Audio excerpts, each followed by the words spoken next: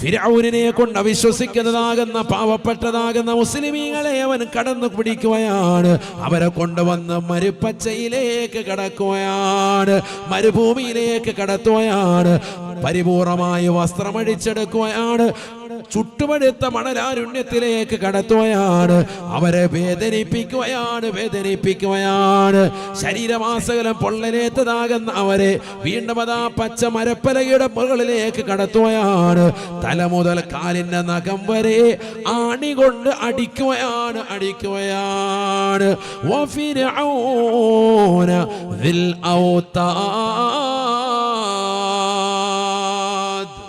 അല്ലാഹു പറയാൻ ആണിയുടയവനായ ഫിർഔൻ എന്ന് പറഞ്ഞാൽ തൊട്ടതിനും പിടിച്ചതിനൊക്കെ ആണിയെടുക്കും.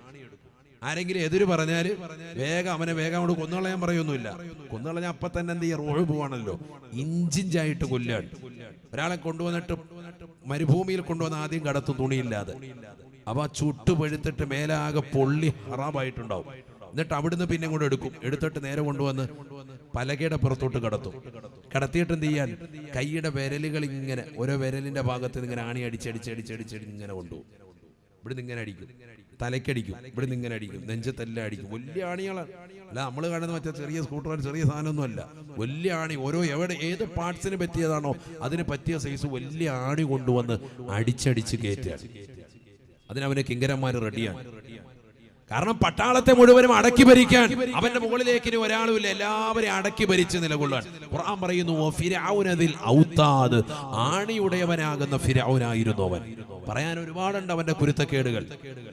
ചുരുക്കി പറഞ്ഞാൽ സമ്പത്ത് അള്ളാഹു കൈവെള്ളയിലേക്ക് കൊടുത്തപ്പോ അള്ളാഹുവിനെ മറന്നു എന്ന് മാത്രമല്ല, ഞാനാണ് റബ്ബ് എന്ന് വാദിച്ചു.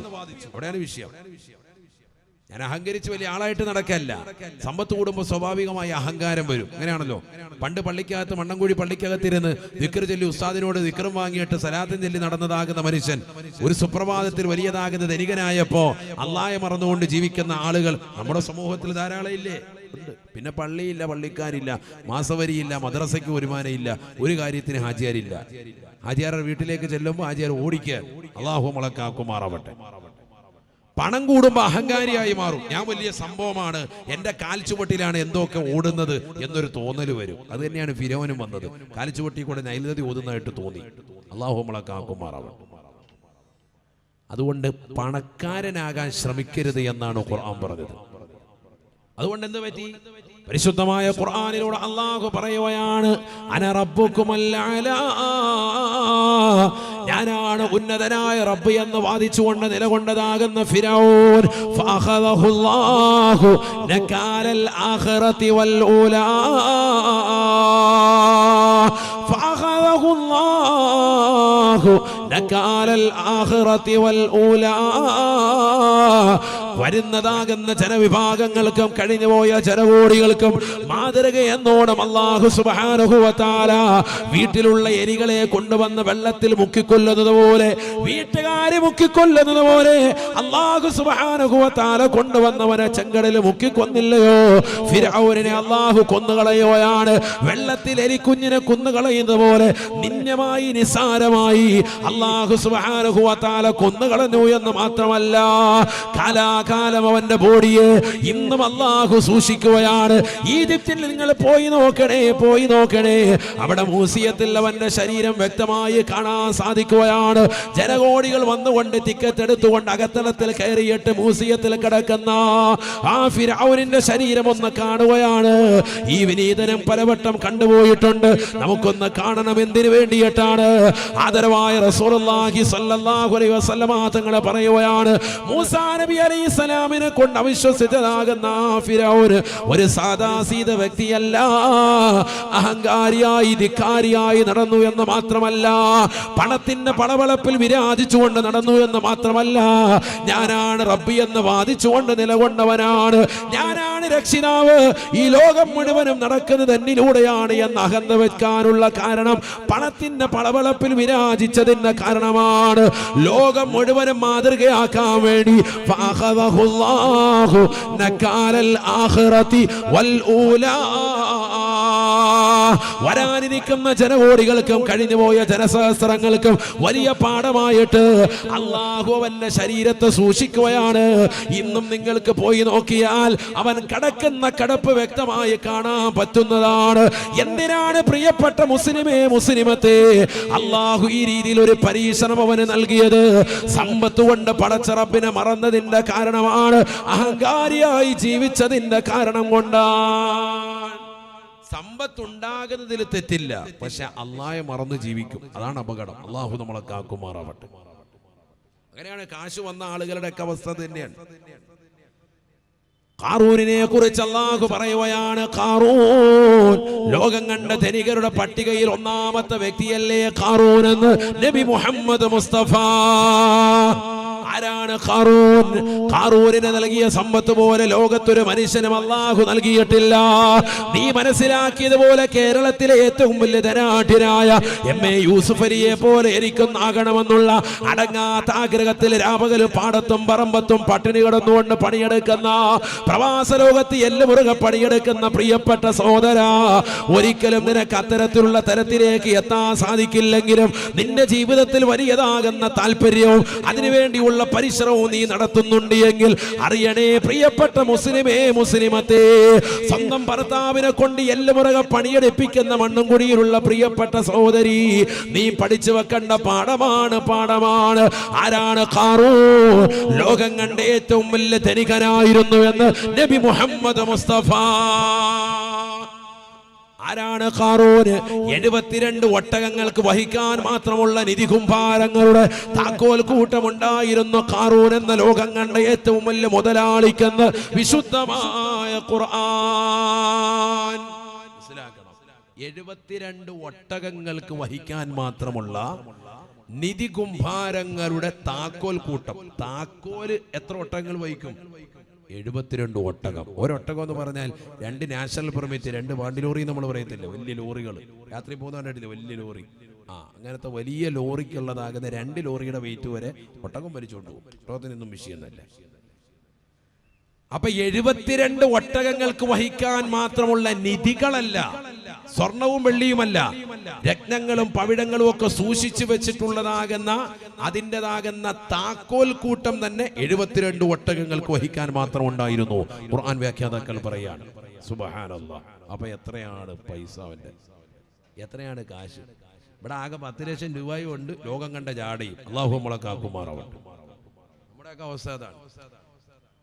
നടത്തും ഇരുപ്പവും കൊട്ടും സൂട്ടൊക്കെ ഇട്ട് നടക്കുന്ന കണ്ടു കഴിഞ്ഞാൽ പടച്ചവനെ, അള്ളാഹു നമ്മളെ കാക്കുമാറാവട്ടെ. ഒരു മൈൻഡും ഇല്ല, അസ്സലാമു അലൈക്കും ഇല്ല, വലൈക്കും അസ്സലാമും ഇല്ല. ഭയങ്കര കാശുകാരനാണ് മുതലാളി എന്ന് പറഞ്ഞ് നടക്കുന്നത്. മുതലാളി കേട്ടോ, ഇതിനു മുമ്പ് ഒരു മുതലാളി ഇവിടെ വന്നു പോയിട്ടുണ്ട്. ഖുർആൻ പറയുന്നു ആ മുതലാളിയുടെ പേരാണ് ഖാറൂൻ. എന്തു പറ്റിയവൻ? അവസാന സമ്പത്ത് കൊണ്ട് അഹങ്കരിക്കുകയാണ്, പടച്ചറബിനെ മറക്കുകയാണ്, ഇബാദത്തില്ല, നമസ്കാരമില്ല, തഖ്വയില്ല, കള്ളുകുടിയാണ്, ലഹരി നുണയാണ്. തന്റെ പ്രിയപ്പെട്ടതാകുന്ന നാട്ടിലുള്ള സുന്ദരികളാകുന്ന പെൺകുടികളുടെ മാനത്തിന് സ്വർണ്ണ നാണയം കൊടുത്തിട്ട് വില പറയാ തുടങ്ങിയത്രേ. ഖാറൂൻ എന്ന ലോകം കണ്ട് ഏറ്റവും വലിയ പണക്കാരനാകുന്ന തെമ്മാടിയായ മനുഷ്യൻ അവൻ ചെയ്ത നീചവൃത്തിയാണ്. നാട്ടിൽ മുഴുവനും അരാജകത്വം സൃഷ്ടിക്കുകയാണ്, നാട്ടിൽ മുഴുവനും വ്യഭിചാരത്തിന് തിരികൊളുത്തുകയാണ്. വിചാരത്തിന് തിരി കൊളുത്തി സമ്പത്ത് കൊടുത്തിട്ട് ചെറുപ്പക്കാരുടെ കൈ കൊടുത്തിട്ട് വരടാ സ്വർണ്ണ നാണയം, ഇഷ്ടമുള്ള പെണ്ണുമായിട്ട് പോയി രതിക്രേണയിൽ ഏർപ്പെട്ടോ, മതിച്ചോ, എവിടെ വേണമെങ്കിലും പൊയ്ക്കോ, അവനിറക്കി വിടാൻ. എല്ലാവർക്കും പൈസ ഇങ്ങനെ വാരിക്കൊടുക്കാൻ കാശിഷ്ടം പോലെ. അവനെ കുറിച്ചാണ് നബി സല്ലല്ലാഹു അലൈഹി വസല്ലം തങ്ങൾ പറഞ്ഞത്, മണിക്കൂറിൽ ചെരുപ്പ് മാറ്റും, മണിക്കൂറിൽ ഡ്രസ്സും ചേഞ്ച് ചെയ്യും, പിന്നെ ആ ഡ്രസ്സ് ഇടത്തില്ല. ഓരോ മണിക്കൂർ കൂടുമ്പോൾ ഡ്രസ്സ് മാറ്റുക, ഓരോ മണിക്കൂർ കൂടുമ്പോൾ ചെരുപ്പ്. കാരണം കാശിഷ്ടം പോലെ എന്താ ചെയ്യേണ്ടതെന്ന് അറിയാൻ മേല, കാശ് എന്ത് ചെയ്യണമെന്ന് അറിയാൻ മേല, അതുപോലെ കാശ് വന്നിരിക്കുകയാണ്. ഇന്ന് നമ്മൾ ആ ഒരു അവസ്ഥയിലേക്ക് പോവാൻ. ഇന്നിപ്പോ ഇരിക്കുന്ന ആളുകൾക്കൊക്കെ നമുക്ക് എത്ര കോട്ടും സൂട്ടും ഉണ്ട്, എത്ര താകുന്ന പാൻസ് ഉണ്ട്, എത്ര ഷർട്ട് ഉണ്ടെന്ന് ചോദിച്ചാൽ ആചാർക്ക് വല്ല അറിയോ? ഒരറിവുമില്ല. മുമ്പ് അറിയായിരുന്നു. മുമ്പ് രാത്രിയിൽ ഇട്ടത് പകലിട്ടത് രാത്രിയിൽ ഒക്കെ തിരുമ്പി ഉണക്കിയിട്ടിട്ട് റെഡിയാക്കിയിട്ട് ഇസ്തിരി ഇട്ടിട്ട് രാവിലെ അത് തന്നെ ചിലപ്പോൾ ഇട്ടെന്നിരിക്കും. അങ്ങനെ കഴിഞ്ഞു പോയൊരു കാലഘട്ടമുണ്ട് 30-40 കൊല്ലങ്ങൾക്ക് മുമ്പ്. ഇപ്പൊ കണക്കില്ല, ഇഷ്ടംപോലെ വെച്ചിരിക്കാൻ. ഇടാത്ത ഡ്രസ്സാണ് ഉസ്താദേ കൂടുതൽ. ശരിയല്ലേ? ജീവിതത്തിൽ ഇടാത്ത ഡ്രസ്സാ കൂടുതൽ, അലമാരിക്കുള്ളിൽ ഇങ്ങനെ അട്ടിക്കിട്ട് വെച്ചിരിക്കുക. എന്നാ ഏതെങ്കിലും ഒരു പാവപ്പെട്ടവന് കൊടുക്കുമോ? ഒരു പൈസയും കൊടുക്കൂല. ഹല്ലി വല്ലി. അള്ളാഹു മുളക്കാക്കട്ടെ. മുമ്പ് ചെരുപ്പ് ഒന്നിച്ചൊഴുപ്പ്, ഒന്നില്ലെങ്കിൽ ഒരു ഹവായി ചെരുപ്പ് ഉണ്ടാകും, ഒരു നല്ല കൊള്ളാവുന്ന ചെരുപ്പ് ഉണ്ടാവും. ഇപ്പൊ എത്ര ജോഡി ചെരുപ്പുണ്ട് ആചാർക്ക്? സുബ്ഹാനല്ലാഹ്. ഷൂസ് തന്നെ 5-6 ഉണ്ട്. ചെരുപ്പ് പല മോഡൽ ചെരുപ്പ്. ഉംറയ്ക്ക് പോകാൻ സെപ്പറേറ്റ്, അല്ലാത്തതിന് ഇഷ്ടം പോലെ, ഇങ്ങനെ ഇരിക്കുക ഇഷ്ടം പോലെ. അലമാരയിൽ ഡ്രസ്സ് വെക്കുന്നത് പോലെ ഇപ്പോൾ ചെരുപ്പ് വെക്കാൻ വരെ അലമാര ഇറങ്ങിയിരിക്കുകയാണ് അല്ലേ? ഇപ്പോൾ ഓൺലൈനായിട്ട് വരെ ബുക്ക് ചെയ്തുകൊണ്ടിരിക്കാൻ. പാമ്പ് കയറാതിരിക്കാൻ ഇങ്ങനെ പൂട്ടി വെക്കാൻ പറ്റുന്നു, അങ്ങനെ പൂട്ടി വെക്കാൻ പറ്റുന്നു, ഭിത്തി വെക്കാൻ പറ്റുന്നു, അല്ലാത്തൊക്കെ. കാരണം ഇഷ്ടംപോലെ ഷൂ റാക്കുകളായി മാറി. കാരണം എന്താ? അത്രയേറെ ചെരുപ്പുണ്ട്. ഏറ്റവും വലിയ രസാവഹം, ഈ ഷൂറാക്കിൽ വെച്ചിരിക്കുന്ന ചെരുപ്പിലേക്ക് ഇന്ന് വരെ അതൊന്നും എടുക്കുകയോ അതിലേക്ക് തിരിച്ചു വെക്കുകയോ ചെയ്യുന്നത് കണ്ടിട്ടില്ല. അത് കൊണ്ടുവന്ന് ഫിറ്റ് ചെയ്തപ്പോൾ തന്നെ അതിൽ നിറഞ്ഞിട്ടുണ്ട്. അതിന്റെ പുറത്തോടെ ഇങ്ങനെ കവിഞ്ഞൊഴുകി ഇപ്പുറത്തെത്തിയിട്ടുണ്ട്. അത്രയേറെ ചെരുപ്പ് ഇവിടെ വന്നിട്ടുണ്ട് നമുക്ക്. മുമ്പ് അങ്ങനെയല്ല. പണ്ടൊരു ഹവായി ചെരുപ്പ് കൊണ്ട് അത് വെളുപ്പിച്ച് അതിൻ്റെതാകുന്ന തള്ളവിരലിന്റെ ഭാഗത്തൊരു കുഴി വന്ന്, നടുവിരലിന്റെ ഭാഗത്ത് അതിനേക്കാൾ വലിയൊരു കുഴി, ഇടുന്നതാകുന്ന മടമ്പിന്റെ ഭാഗത്ത് അതിനേക്കാൾ വലിയ കുഴി. എന്നിട്ട് ആചാരി ഇതിങ്ങനെ തേച്ചൊരച്ച് കഴുകി വൃത്തിയാക്കി കുളിക്കുന്ന സമയത്ത് അതിട്ടുകൊണ്ട് നടന്നൊരു കാലമുണ്ട്. ഇന്ന് വർഷങ്ങൾ ഇപ്പുറത്തോട്ട് എത്തിയപ്പോൾ ചെരുപ്പിന്റെ ആധിക്യം കൂടി. ഞാൻ പറയാണ്, നമ്മുടെ സമ്പത്ത് നമ്മൾ പോലും അറിയുന്നില്ല. എന്നിട്ട് നമ്മൾ പള്ളിയിലേക്ക് വരുമ്പോൾ ആചാരെ ബക്കറ്റിൽ എന്തെങ്കിലും ഇടുന്ന് പറയുമ്പോൾ എന്താ നമ്മൾ ഇടുന്നത്? 10ന്റെ നോട്ട്. അത് നേരത്തെ എടുത്തു വെച്ചിട്ടുണ്ട്, 10ന്റെ നോട്ട്. പള്ളിയിലെ ബക്കറ്റിലും പള്ളിയിലേതാകുന്ന പിരിവും അതല്ലെങ്കിൽ ഇത്തരത്തിലുള്ള പിരിവുകൾക്കൊക്കെ നമ്മൾ കൊടുക്കുന്ന പിരിവ് അന്നും ഇന്നും 10 ആണോ അല്ലയോ? അതിന് മേളിലോട്ടൊരു നോട്ട് ആ വിഷയത്തിൽ കണ്ടിട്ടില്ല. നമ്മുടെ അവസ്ഥയാണ് പറയുന്നത്. നമ്മളത് കാരണം എന്താ? മനസ്സ് പോലെയാണ്. നമ്മുടെ മനസ്സ് കുടുസാണ്. പൈസ ഇല്ല എന്നാണ് അപ്പോഴും ഒരു ചിന്താഗതി. പിന്നെ അങ്ങനെ പടച്ചറപ്പ് തരും. നമ്മളിൽ എത്ര പേരായിരുന്നു 100 രൂപ ആഴ്ചയിൽ വെള്ളിയാഴ്ച ബക്കറ്റിൽ പള്ളിയിൽ ഇടുന്നത്? എത്ര പേരുണ്ട്? ഇത് ചിന്തിച്ചോ. ഏത് പള്ളിയിലായിക്കോട്ടെ, നമ്മൾ നിസ്കരിക്കാൻ പോകുന്ന എവിടെ ആയിക്കോട്ടെ, 4 വെള്ളിയാഴ്ച നമ്മൾ ഇട്ടാൽ 400 രൂപയാണ് നമുക്കാവുക. ആണോ അല്ലയോ? 4 വെള്ളിയാഴ്ച. ജുമുഅ എന്ന് പറയുന്നത് പാവപ്പെട്ടവന്റെ പെരുന്നാളിന്റെ സുദിനല്ലേ? അന്ന് സന്തോഷത്തോടെ ബിസ്മില്ലാ, അള്ളാഹു എന്റെ ജീവിതത്തിൽ ഈ ആഴ്ച എല്ലാവിധ ഖൈറ് ബറക്കാത്തുകളും ഉണ്ടാകണം, എനിക്കും എന്റെ മക്കൾക്കും റാഹത്തുണ്ടാകണം, ആഖിബത്ത് നന്നാവണം, എല്ലാ നിയ്യത്തും വെച്ച് ബിസ്മില്ലാഹിർ റഹ്മാനിർ റഹീം ഒരു 100 രൂപ കണ്ടിട്ട് 4 വെള്ളിയാഴ്ച ആകുമ്പോൾ 400 നിന്റെ കയ്യിൽ നിന്ന് പോയുള്ളൂ. പക്ഷെ അതിന്റെ എത്ര ഇരട്ടി അള്ളാഹു തരും. നമ്മളിപ്പോ എത്ര ഇടുന്നത്? 10 രൂപ, 40 രൂപയാണ് അതുവരെ ഇട്ട്. ഇതെന്നാ ഇടാൻ തുടങ്ങിയത്? ഹാജിയാർ കാശില്ലാത്ത കാലഘട്ടത്തിലും ഈ 40 രൂപ, കാശുള്ള കാലഘട്ടത്തിൽ ഈ 40. അതാണ് ഞാൻ ഈ പറയുന്നത്. കാശുള്ള കാലഘട്ടത്തിലും ഒന്ന് മാറ്റിപ്പിടി. അതില്ല, നമ്മൾ അതിന് റെഡിയല്ല. നമ്മളിപ്പോഴും ഫിരോന്റെ സ്വഭാവമാണ്. അള്ളാഹു നമ്മളെ കാക്കുമാറാവട്ടെ. ആൾക്കാർക്ക് കൊടുക്കാനും പള്ളിക്ക് കൊടുക്കാനും ഒക്കെ നമുക്ക് ഭയങ്കര വിഷയം. എന്നാ റോഡിലോട്ട് ഇങ്ങോട്ട് ഇറങ്ങിയിട്ട് ഇവിടെയുള്ളതാകുന്ന എന്തെങ്കിലും ഒരു മിഠായി വാങ്ങാൻ ചന്തയിൽ പോയിട്ടൊരു ഐസ്ക്രീം വാങ്ങാൻ വന്ന 10 രൂപയ്ക്ക് കിട്ടുമോ? 30 രൂപ, 40 രൂപ, 50 രൂപ ആചാര്യ കൊടുക്കാൻ റെഡിയാണ്. പിള്ളേർക്ക് ഐസ്ക്രീം കൊടുക്കുക. എത്ര പിള്ളേരുണ്ട്? 5 പിള്ളേർ ആയിക്കോട്ടെ, എന്നാ ബിസ്മില്ല 150 രൂപ, 30 രൂപയുടെ ഐസ്ക്രീം വേഗം കൊടുക്കാൻ. കാശ് ഇഷ്ടം പോലെ വലിച്ചെറിയാണ്, ഇഷ്ടം പോലെ ഉണ്ട്. നമ്മളിതാണ് പറഞ്ഞത്, നമ്മുടെ കയ്യിൽ സമ്പത്ത് കൂടിപ്പോയി, അള്ളാഹെ മറന്നുപോയി. അള്ളാഹു നമ്മളെ കാക്കുമാറാവട്ടെ. നബിയനാ റസൂലുള്ളാഹി സ്വല്ലല്ലാഹു അലൈഹി വസല്ലം തങ്ങൾ പറയുകയാണ്, ലോകം കണ്ട ഏറ്റവും വലിയ ധനികനാകുന്ന ഖാറൂൻ അല്ലാഹുവിനെ മറന്ന് ജീവിച്ചപ്പോ അല്ലാഹു അവനെ പിടിക്കുകയാണ്. ലഖസഫിനാ ബിഹി വബിദാരിഹിൽ അർളാ. അവനെയും അവന്റെ കെട്ടിട സമുച്ചയത്തെയും അവനുണ്ടാക്കി വെച്ചിട്ടുള്ള ആർഭാട തുന്ദലമാകുന്ന കെട്ടിട സമുച്ചയങ്ങളെയും അവന്റെ സമ്പാദ്യത്തെ മുഴുവനും അല്ലാഹു ഭൂമിയിലേക്ക് ആഴ്ത്തിക്കളഞ്ഞു അത്രേ, ഭൂമിയിലേക്ക് ഇറക്കുകയാണ്. കാസർഗോഡുള്ള ഉപ്പളയിലുള്ള പ്രിയപ്പെട്ട മുസ്ലിമത്തെ അല്ലാഹു നൽകിയതാകുന്ന സമ്പാദ്യം കൊണ്ട് ആഖിറം നഷ്ടപ്പെടുത്തരുതേ. പടച്ചറപ്പിനെ മറന്നുകൊണ്ട് ഈ ദുനിയാവിൽ കള്ളു കുടിച്ചുകൊണ്ട് നീ നിലകൊണ്ടാൽ, വ്യഭിചരിച്ചുകൊണ്ട് നിലകൊണ്ടാൽ, സിനിമ കണ്ടും സീരിയൽ ദർശിച്ചും മോശപ്പെട്ട ബ്ലൂ ഫിലിമുകൾ കണ്ടുകൊണ്ടും നിലകൊണ്ടാൽ, സമ്പത്ത് ഗാനമേല ട്രൂപ്പുകൾക്കും ഹറാമായ തലത്തിലേക്കും നീ ചെലവഴിച്ചാൽ, ഏത് സിനിമകൾ റിലീസിന്റെ പടമിറങ്ങട്ടെ, കുടുംബക്കാരും ഒന്നിച്ചുകൊണ്ട് തിയേറ്ററിലേക്ക് ഓടിപ്പോയിരുന്നുകൊണ്ട് കാണാൻ തുനിയുന്നതായ ആളുകളില്ലേ, ചെറുപ്പക്കാരില്ലേ, അള്ളാഹുവിന്റെ മാർഗത്തിൽ ചെലവഴിക്കുന്ന സമ്പത്ത് ഹറാമായ മേഖലകളിൽ ചെലവഴിച്ചവരെ ആഖിറം നഷ്ടമാണ്. എപ്പ വേണമെങ്കിലും ഭൂമി വിഴുങ്ങാം. അല്ലാഹു നമ്മളെ കാക്കുമാറാവട്ടെ. ലോകം കണ്ട ഏറ്റവും വലിയ ധനികന്റെ സമ്പത്തും അവനും എവിടെയായിപ്പോ ഉള്ളത്? ഭൂമിയിലേക്ക് അല്ലാഹു അവനെ വിഴുങ്ങിക്കളഞ്ഞു. ഈ ആയത്ത് വിശദീകരിച്ച് മുഫസ്സിരീങ്ങൾ പറയുന്നു, ഇപ്പോഴും നമ്മൾ ഈ സംസാരിക്കുന്ന 2024 ഈ ഡേറ്റിൽ പോലും ഖാറൂൻ ഭൂമിയിലേക്ക് അവനും അവന്റെ കെട്ടിട സമുച്ചയങ്ങളും ഇഞ്ചിഞ്ചായി താഴേക്ക് ഇങ്ങനെ ഇറങ്ങിക്കൊണ്ടിരിക്കുകയാണ്, 7ാം ഭൂമിയുടെ അടിത്തട്ടിലേക്ക് പോയിക്കൊണ്ടിരിക്കുകയാണ് എന്ന് മുഫസ്സിരീങ്ങൾ വിശദീകരിച്ചിട്ടുണ്ട്. അള്ളാഹു നമ്മളെ കാക്കട്ടെ. ഇതിന്റെ അർത്ഥം എന്താ? അഹങ്കാരിയാകുന്ന മനുഷ്യന് എപ്പോഴും അള്ളാഹു പാഠം കൊടുക്കാണ്. ദുന്യാവ് കൊണ്ട് അഹങ്കരിച്ചവൻ അവനെയും അവന്റെ കെട്ടിട സമുച്ചയങ്ങളെ മുഴുവൻ അള്ളാഹു ഇല്ലാതാക്കി. നമ്മൾ വലിയ അഹങ്കാരിയായിട്ട് നടന്നാൽ റബ്ബ് സുബ്ഹാനഹു വ തആല ഒരു സെക്കൻഡ് കൊണ്ട് ഇല്ലാതാക്കും. വലിയ വീട്, വലിയ കാറ്, ഇതൊന്നും അള്ളാഹ്ക്ക് ഒന്നുമല്ല, റബ്ബ് തന്നതാണിത്. അതുകൊണ്ടാണ് അള്ളാഹു പറയുന്നത് വഅൻഫിഖൂ മിമ്മാ റസഖ്നാകും, നാം നിങ്ങൾക്ക് നൽകിയതിൽ നിന്ന് വേണം നിങ്ങൾ എപ്പോഴും സദഖ കൊടുക്കാൻ. അത് ഓർക്കണം നിങ്ങൾ. നാമാണ് നിങ്ങൾക്ക് സമ്പത്ത് നൽകിയത്. ഒരു കാലഘട്ടത്തിൽ 30 വർഷം മുമ്പ് വീടില്ല, വാഹനമില്ല, സ്വന്തമായി സ്ഥലമില്ല. ഈ മണ്ണംകുഴി എന്ന് പറയുന്ന ദേശത്ത് കുറഞ്ഞ വീടുകൾ മാത്രം.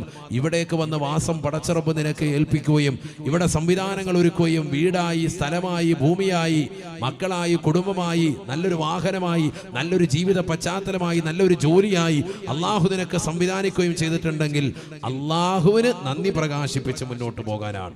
5 വഖത്ത് നമസ്കാരങ്ങൾ നിർവഹിച്ച് ഇബാദത്തുകൾ കണിശത വെച്ച് ആഖിറം കരഗതമാക്കാൻ വേണ്ടിയിട്ടാണ് റബ്ബ് നിന്റെ കൈകളിൽ പണം നൽകിയത്, അഹങ്കരിക്കാനല്ല. അഹങ്കരിച്ച ഇതൊക്കെ പോകും. ഇന്നിപ്പോ കാസർഗോഡ് ജില്ലയിലെ ആളുകളൊക്കെ വീട് വെച്ച് മത്സരിക്കാൻ, അങ്ങനെയാണ് എനിക്ക് തോന്നാറുള്ളത്.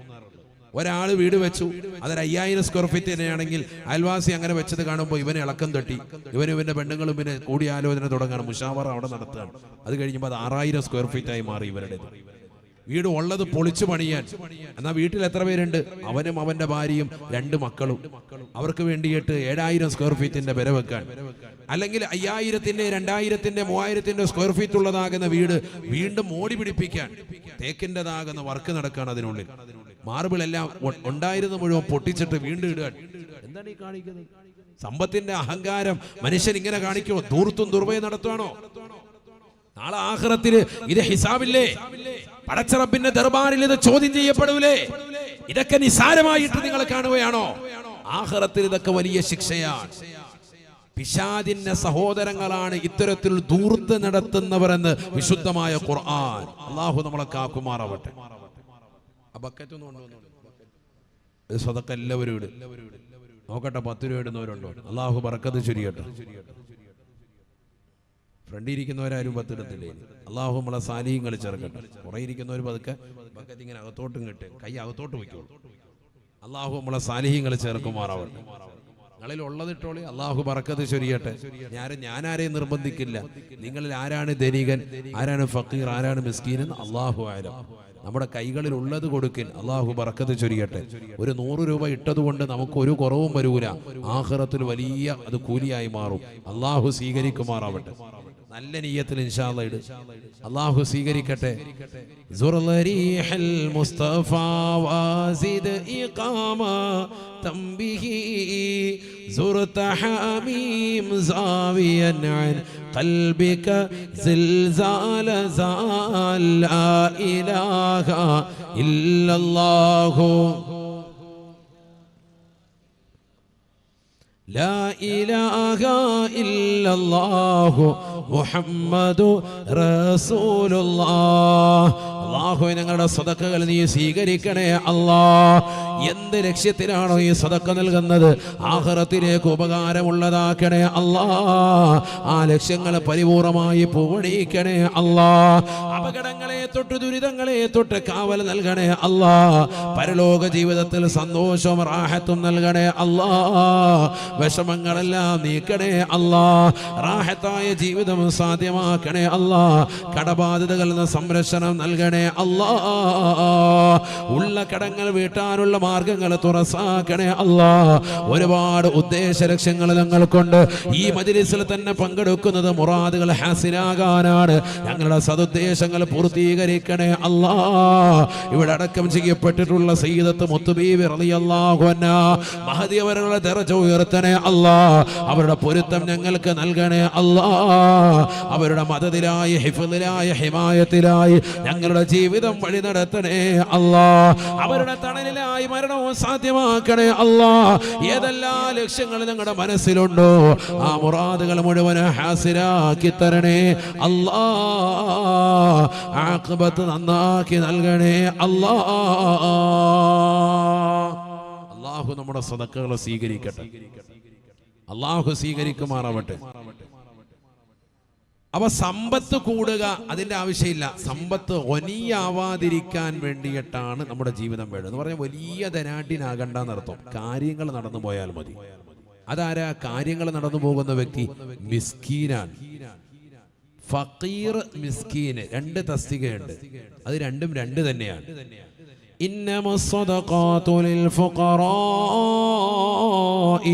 വൽമസാകീൻ والعاملين عليها والمؤلفة قلوبهم وفي الرقاب والغارمين. സമ്പത്ത് കൂടുന്നതായ ആളുകൾ അവർ പഠിച്ചു വെക്കണേ. ആഖിറത്തിൽ ഹിസാബാണ്. അതുകൊണ്ട് നമുക്ക് മിസ്കീനായാൽ മതി. മിസ്കീനും ഫഖീറും രണ്ടും രണ്ടാണ്.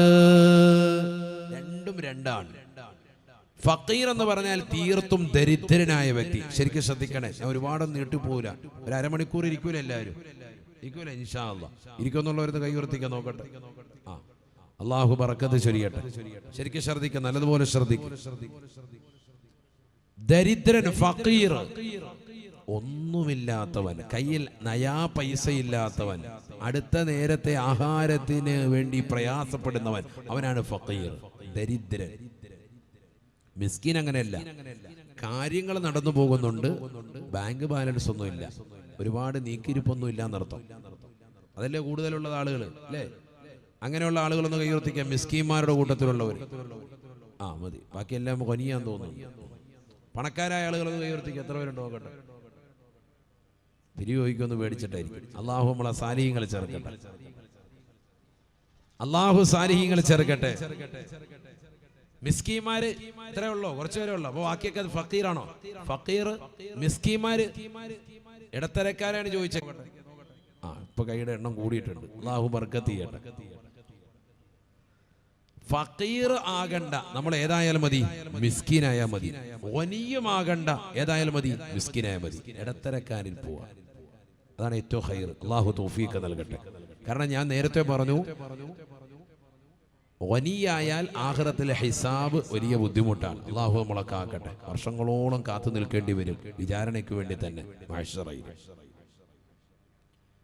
നമ്മൾ കരുതുന്ന പോലെ അല്ല മഹ്ശറ, നിസാരമല്ല.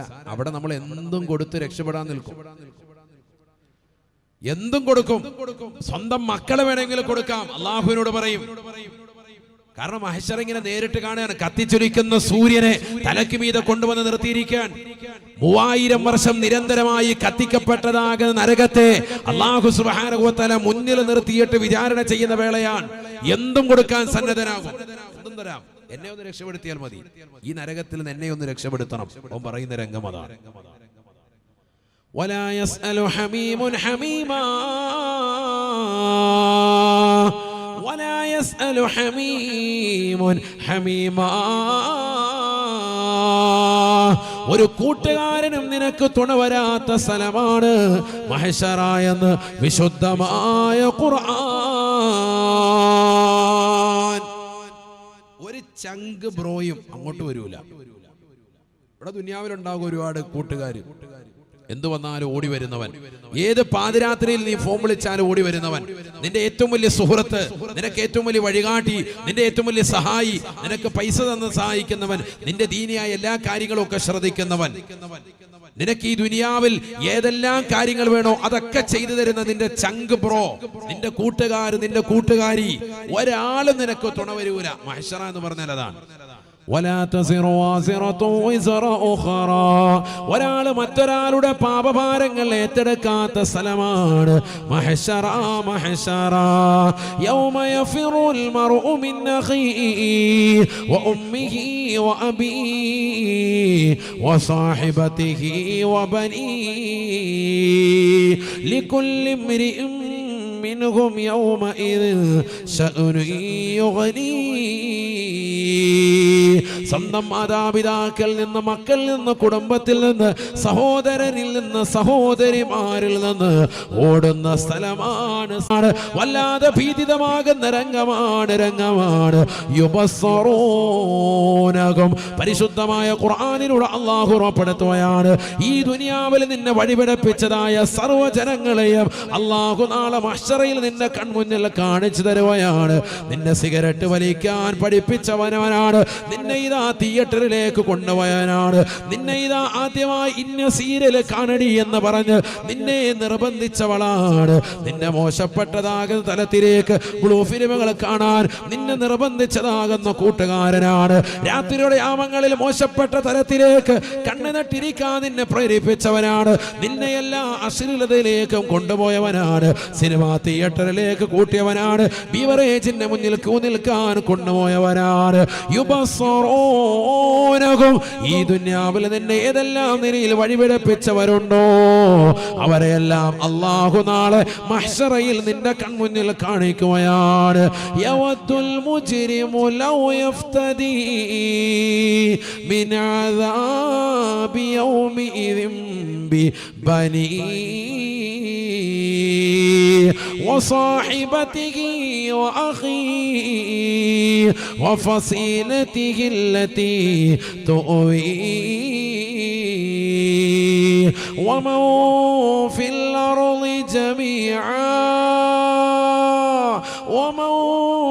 الأرض جميعا ثم ينجيه. കത്തിച്ചൊലിക്കുന്ന നരകത്തെ കൺമുന്നിൽ കാണുമ്പോ വിറങ്ങലിച്ചുകൊണ്ട് മനുഷ്യൻ വിളിച്ചു പറയുകയാണ്, ഈ ദുന്യാവിൽ കള്ളുകുടിച്ചുകൊണ്ട് നിലകൊണ്ടവനാണ്, ഈ ദുന്യാവിൽ അല്ലാഹു നൽകിയ സമ്പാദ്യത്തെ ഹറാമായ മേഖലകളിൽ ചെലവഴിച്ചതാകുന്ന സഹോദരനാണ്, മോശപ്പെട്ട തലത്തിലേക്ക് കണ്ണിനെ പായിച്ചവനാണ്, കാതുകൾ കൊണ്ട് സിനിമാ പാട്ടുകൾ കേട്ടുകൊണ്ട് രാത്രിയുടെ യാമങ്ങളെ തള്ളി നീക്കിയതാകുന്ന ചെറുപ്പക്കാരനാണ്, അന്യപെണ്ണുമായി സംസാരിച്ചുകൊണ്ട് നിലകൊണ്ടവനാണ്, അന്യപെണ്ണുമായി മോശപ്പെട്ട തലത്തിലേക്ക് ശരീരത്തെ കൊണ്ടുപോയതാകുന്ന സഹോദരനാണ്, സ്വന്തം ഭർത്താവ് അറബിയുടെ ചാട്ടവാറടി കൊണ്ട് മരുഭൂമിയിൽ കുടുംബത്തിന് വേണ്ടി കഷ്ടപ്പെടുമ്പോ ആക്ടിങ് നടത്തിയവളാണ്, സ്വന്തം ഭർത്താവില്ലാത്ത സമയത്ത് മറ്റുള്ളവർക്ക് വേണ്ടി വീടിന്റെ പിന്നാമ്പുറത്തെ കതക് തുറന്നിട്ട് കൊടുത്ത് അവരെ വീട്ടിനുള്ളിൽ കൊണ്ടുവന്ന് അവരുമായി ശാരീരിക ബന്ധത്തിൽ ഏർപ്പെട്ടവളാ. കൊണ്ട് നരകമായ മനുഷ്യനതാ ദുനിയാവിൽ കഴിഞ്ഞുകൂടിയ മനുഷ്യൻ ആഖിറത്തിൽ പടച്ചറപ്പിന്റെ ദർബാറിൽ വെച്ചുകൊണ്ട് പറയുകയാണ്, ലൗ യഫ്തദി മിൻ അദാബി യൗമിഇദിൻ ബിബനീ. അല്ലാഹുവേ, പടച്ചറപ്പേ, എന്റെ മകനെ നിനക്ക് ഞാൻ നൽകാം അല്ലാ, ഈ നരകത്തിലേക്ക് വലിച്ചെറിയാൻ എന്റെ പ്രിയപ്പെട്ട മകനെ, എന്റെ ചോരയിൽ പിറന്നതാകുന്ന പൊന്നുമോനെ നരകത്തിലിടാൻ നൽകാം അല്ലാ, ഈ നരകത്തിലേക്ക് എന്നെ നീ എറിയരുത് റബ്ബേ, നരകത്തിന്റെ വിറകൊള്ളിയാക്കി എന്നെ നീ മാറ്റരുത് അല്ലാ, ഞാനിതാ പ്രായച്ചിത്തമായിട്ട് എനിക്ക് പകരമായി മകനെ നൽകാം അല്ലാ. തീർന്നില്ല, അവൻ വീണ്ടും വിളിച്ചു പറയുകയാണ്, വസാഹിബതിഹി വഅഖീ.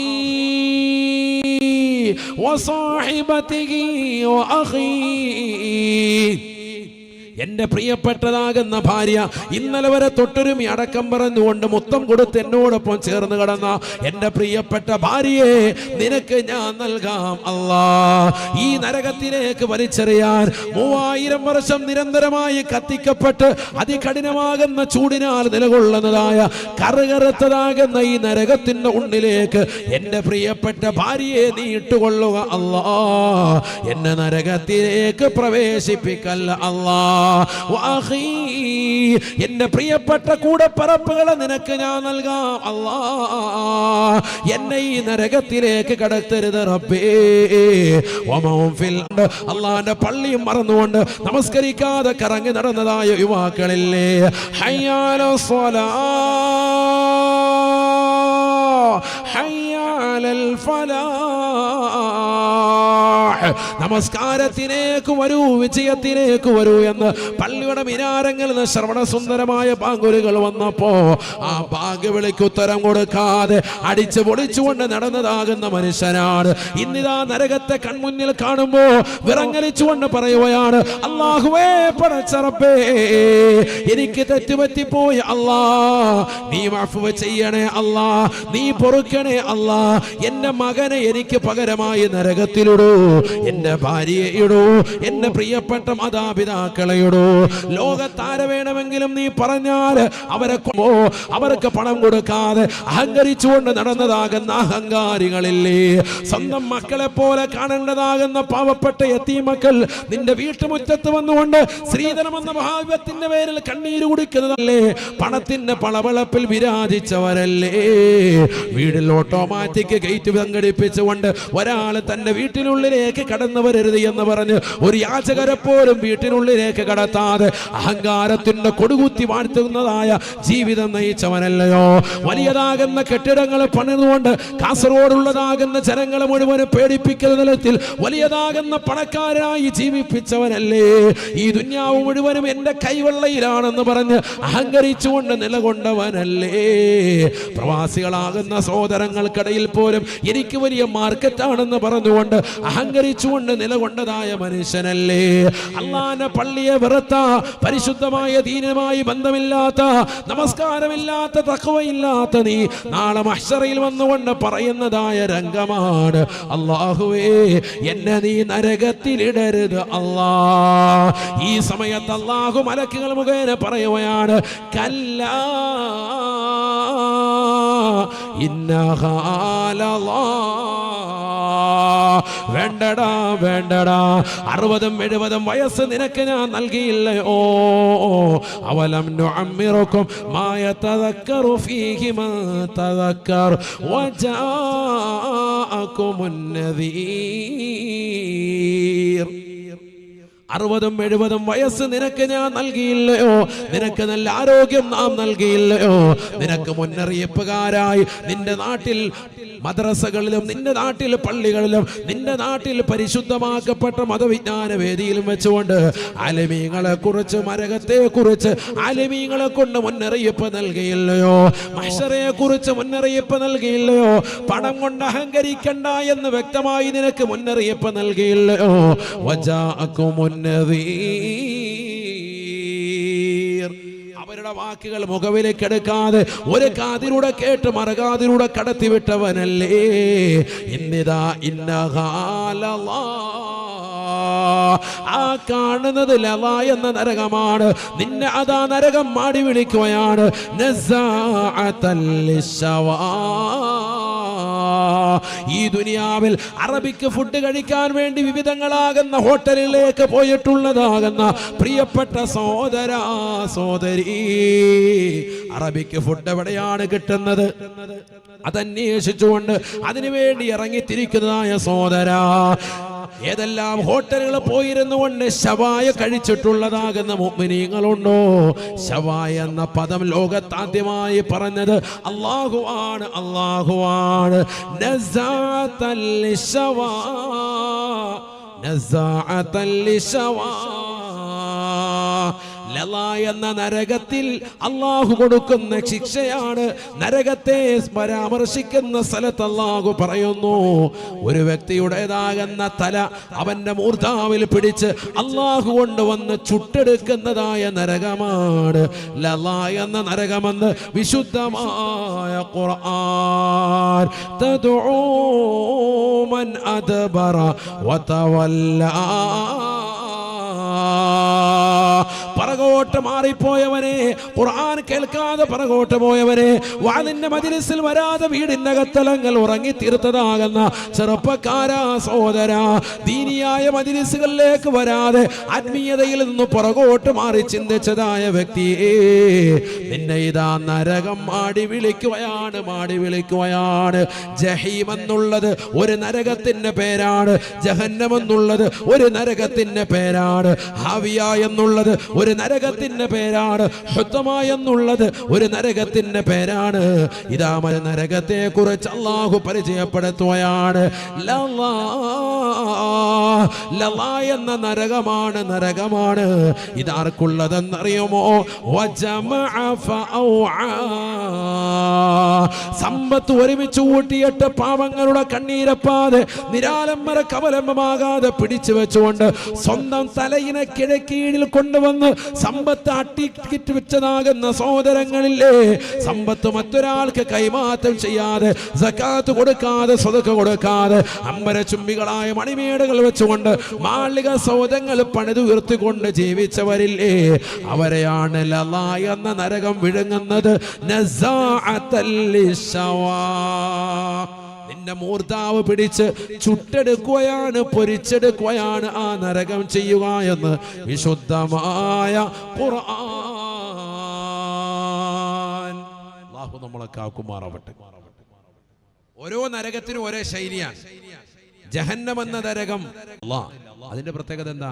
പണം ഒരുമിച്ച് കൂട്ടിയിട്ട് പാവപ്പെട്ടവരുടെ കണ്ണീരൊപ്പാതെ വലിയായി, ധനികനായി, വലിയ സമ്പാന്യനായി, വലിയ റാഹത്തായിട്ട് കൂട്ടും സൂട്ടുകൊണ്ട് നടന്നതാകുന്ന മനുഷ്യൻ. പള്ളിയിലില്ല ഹാജിയായി, എപ്പോഴും ഭയങ്കര കൂട്ടും സൂക്കിട്ടിട്ട് ഭയങ്കര സംഭവമായിട്ട് നടക്കാൻ അങ്ങനെ നടന്ന മനുഷ്യൻ. ദീനിനൊരു ഗുണവുമില്ല, ദുനിയാവ് തന്നെ കെട്ടിപ്പൊതിഞ്ഞു വെച്ചുകൊണ്ട് നടക്കാൻ. അങ്ങനത്തെ മനുഷ്യനെ അള്ളാഹു ശിക്ഷിക്കുന്നത് അവന്റെ മൂർധാവിൽ പിടിക്കാൻ, തലച്ചോറ് കരിച്ചെടുക്കാൻ. അള്ളാഹു നമ്മളെ കാക്കുമാറാവട്ടെ.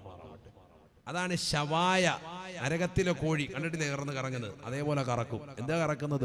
തലയാണ് കൊണ്ടുപോയിട്ട് കറക്കുക. അല്ലാഹു നമ്മളെ കാക്കുമാറാവട്ടെ. ഖുർആൻ പറയാൻ നരകത്തിലെ ശിക്ഷയാണത്. ഇനി ആ ശവായ കഴിക്കുമ്പോൾ ചിന്തിച്ചോണം. അല്ലാഹു നമ്മളെ കാക്കുമാറാവട്ടെ. ആ പദം അവിടുന്നാണ് വന്നത്. നമ്മളിത് മനസ്സിലാക്കണ ഈ ഉമ്മത്ത്. അപ്പൊ പണത്തിൻ്റെതാകുന്ന പണബലപ്പിൽ വിരാജിച്ച് അള്ളാഹുവിനെ മറന്ന് ജീവിച്ചാൽ ദുനിയാവും നഷ്ടം, ആഖിറവും നഷ്ടം. അള്ളാഹു നമ്മളെ കാക്കുമാറാവട്ടെ. അപ്പൊ പിന്നെ നമുക്ക് എന്ത് മതി?